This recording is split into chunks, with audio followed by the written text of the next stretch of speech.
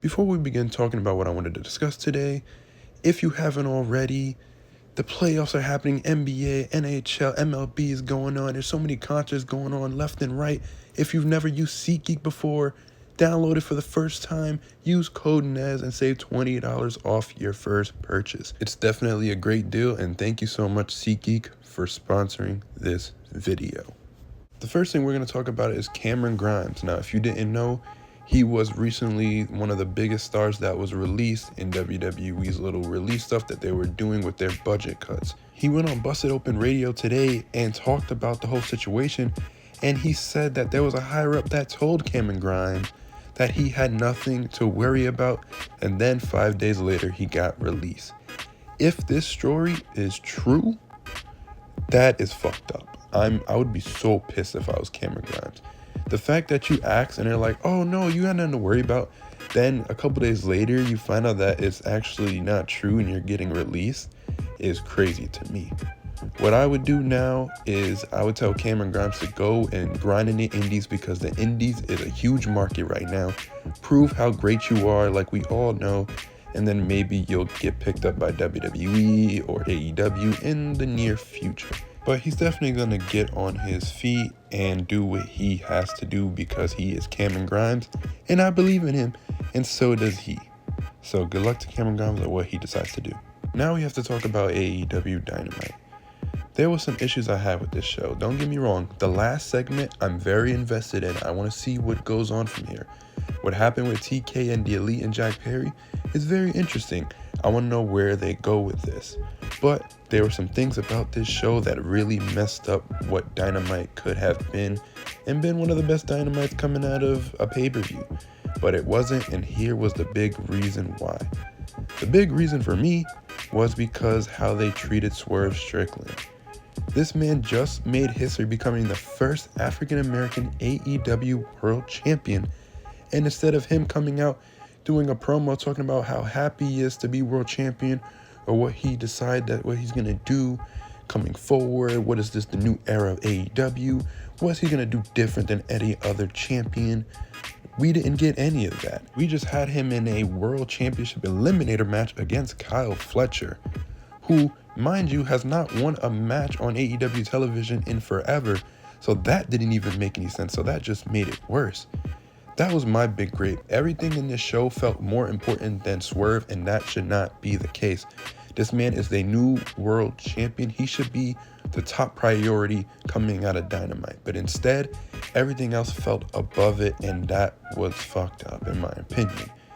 This should have been way better. He should have came out and cut a promo, because that's what the new world champion should do. He should come out and discuss what he plans to do. But instead, he wind up being in an eliminator match with somebody who doesn't even deserve to be a part of it. Not saying that Kyle Fletcher isn't nice, because he's a great wrestler, but he didn't deserve it.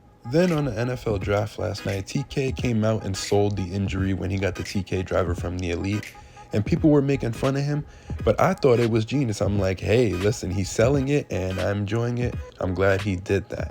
Thought it was funny, and I'm glad that he's selling it to be a part of AEW's situation. Then this geek goes on the Pat McAfee show and makes fun of TK and the whole situation, and I was like, hey, listen, it's whatever, don't even mind it. But TK decides to go and talk about it and says how AEW is the Pepsi and WWE is, a bigger product, and they are the Harvey Weinstein of pro wrestling. TK, what are you doing? This is why people don't take you serious. And I sit here and defend you all the time, trying to make sure you do better, but then you just make me look bad, and it's just like, damn. TK, the criticism that I give you is not to make you think that I hate you. I just want you to succeed, and I want pro wrestling to succeed, and it does that when both companies are doing stuff great. But when you come on national television and say stupid things like this is why you get trashed on the internet. And this is just me being honest. Like I said, I don't hate you. I don't hate anything that you do. You're not a bad person. It's just the stuff that you decide to do sometimes are very stupid. And I think you got to learn to be a bigger boss. I've discussed this in so many other videos. I'm like, TK, these are the things that you need to do to make everything better and make your product better and make you look better. But instead, you just take what everybody says and then just spin it around and have every one of the losers on the internet come at you and, talk shit about you. That's exactly what happens every time. You were doing something well and then you just ended the night in such a bad way. Here's what I would have done.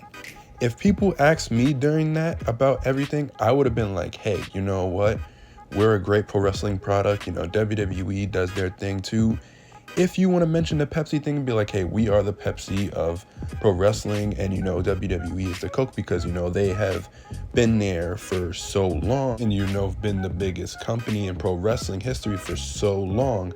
But I feel like now that we are here, we put on great product as well. So we wish them the best, but we're going to keep pushing forward and try to make our product the biggest that we can, because I believe in my roster, I believe in my creative team, and I believe in everything that we do. Pro wrestling is better when you have healthy competition. So that's what we try to do. That's all you had to say. There was no need for you to take shots at WWE. There's no need to do it every single time they do it or any chance you get. It's okay to be the bigger person sometimes. The best time to shut up is when you just know that it's not worth it. And that night was not worth it at all. So I don't know why you thought it was the best idea to take shots and talk about Harvey Weinstein, comparing that to WWE. That was extremely stupid. I think you could have just simply said what I said. Let it be. Be more professional. That's all I ask for you. Like I say, people on the internet just want to talk shit about you all the time because they just like to bash you. I say shit because I want you to be better.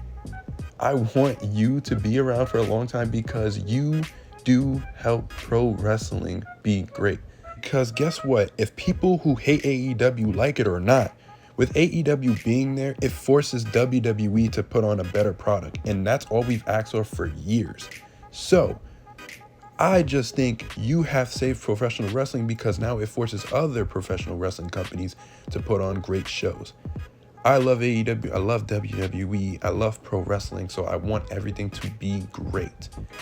So you gotta stop doing stupid stuff like this because it's not worth it. You're risking your reputation even more. You could have just simply shut up and been more humble about the situation and then let it be. Let people on the internet talk shit about you not even coming back and throwing shots. It's okay because you don't need to. You just need to focus on putting on a better product. That's it. Anyways, guys, that's all I had to say about this video. Make sure you like, subscribe, and, do all that, a mumbo jumbo. Once again, this has been Nez Reacts, and I'll see you in my next video. Love you guys.